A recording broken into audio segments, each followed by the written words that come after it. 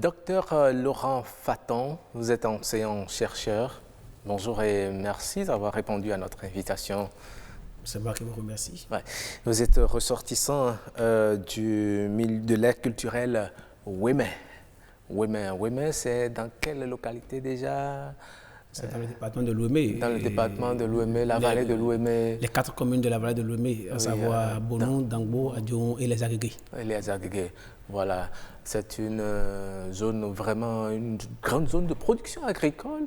C'est la plus grande zone de production agricole au Bénin et du moins en Afrique de l'Ouest. Oui, en Afrique de l'Ouest. On le chante depuis des années et je pense que tout le monde a fini par entendre le refrain, mais on n'a jamais vu la réalité. On dit après le Nil. Après le Nil, c'est la vallée de l'Ouémé, la plus grande vallée du monde. On espère que cette vallée finira par être mise en valeur pour le bien de tous les Béninois. Nous allons l'espérer vraiment. Alors, vous êtes sur ce plateau pour nous parler de prénoms de l'ère culturelle Ouémé. C'est de quel prénom vous voulez nous parler? J'ai voulu juste parler d'un prénom qui n'est pas seulement propre à l'ère culturelle Ouémé, mais qui est propre à l'ère culturelle Adjatado. Adjatado, d'accord. Adjatado, c'est le prénom Sourou, que tout le monde connaît. Sourou. Sourou. Sourou, bon, je ne sais pas si c'est ce que cela veut dire quand on dit ça Sourou. Transparaît directement à travers... Non, c'est la patience. La patience. Sourou, c'est un prénom, quand on vous le donne, tout le monde sait qu'on demande à l'enfant d'avoir de la patience. Mais au-delà de cette traduction littérale du mot, il y a quand même toute une connotation qui est derrière. Tout à fait. Tout le monde l'entend. C'est pour ça que j'ai parlé de l'ère culturelle Adjatado, tous ceux qui parlent Minan et consorts. Ouais. C'est un autre prénom quand même qui est propice à ces régions. Et comme je l'ai dit, littéralement, c'est la patience. L'enfant à qui on demande d'avoir de la patience. Mais dans quel contexte? Sourou, est-ce que c'est pas Nago? Non, c'est propre à l'ère culturelle Adjatado. C'est un mot aussi qui est propre qui a même les mêmes connotations pratiquement dans l'ère culturelle Nago, mais le prénom est donné dans l'ère culturelle Adjatado. Et précisément dans l'ère culturelle Ouémé, ce prénom c'est un prénom courant qu'on donne habituellement. Sourou. Mais dans quel contexte on le donne? Il faut dire que c'est un prénom qui est donné souvent dans plusieurs contextes, mais des contextes liés toujours à la patience. Je prends un exemple.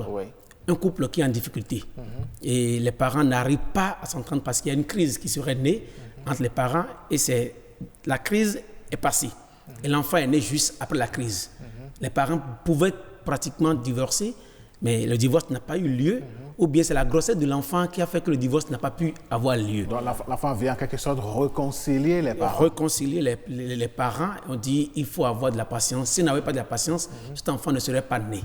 Ou bien dans la famille, il y a un problème, une crise dans la famille, où on est allé aux extrémités. Et qu'on s'est rendu compte plus tard qu'il aurait fallu avoir de la patience pour ne pas vivre cette situation. L'enfant qui est né après cette situation, on peut lui donner aussi le nom Sourou. Comme si un parent, par exemple, a été victime d'une injustice et qu'il se rend compte plus tard que l'injustice a été réparée.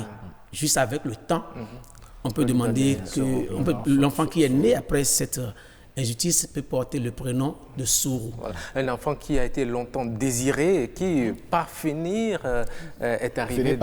Quand on prend peut-être les parents, ou vous savez, quand vous ne mettez pas au monde un enfant, on sait que la femme est toujours accusée de tous les noms et on pourrait éventuellement occasionner même le divorce et la belle famille qu'on sort. Et quand un enfant finit par naître dans ces conditions, on peut dire il a fallu la patience pour que tu naisses. Oui, mais dans la réalité des choses, un enfant qui porte ce nom, un homme qui porte ce nom, était toujours caractérisé par la patience. C'est pour ça surtout que j'ai voulu choisir le nom. Parce que je pouvais choisir d'autres noms qui ne sont pas aussi, je dirais, plats. Mais j'ai choisi ce nom pour une particularité. C'est ça. Parce qu'il s'est fait, et de l'expérience de plusieurs personnes, et surtout d'une expérience personnelle, j'ai un oncle, père à son âme, qui portait le nom Sourou. Et je me souviens que notre grand-père, un jour, nous a dit, ne donnez jamais Sourou à un enfant. Parce que l'oncle était exactement le contraire. Il était à l'antipode du nom qu'il portait.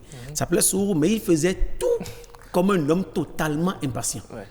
J'ai aussi un autre ami que je connais, qui est toujours mon ami à ce jour, qui porte le même nom, mais il n'est pas aussi patient. Il n'est Au pas lieu que tolérant. lui soit sourd, c'est vous qui êtes sourd à sa place. Je dirais non, pas nous, mais c'est ceux qui l'entourent peut-être qui sont sourds à sa place. Bon, Et puis ça, vous êtes demeurés amis. mais vous savez, le simple fait d'évoquer son nom aussi peut faire réfléchir son vis-à-vis. Sourou, ayez la patience, ça fait passer un message. Peut-être que ceux qui sont en face, mais il se fait que, contrairement à ce qu'on aurait voulu de ceux qui portent ce nom, il se fait que la plupart du temps, ils ne reflètent pas ce nom. C'est là où ça interpelle. C'est tellement intéressant, Dr Laurent Faton, ce prénom.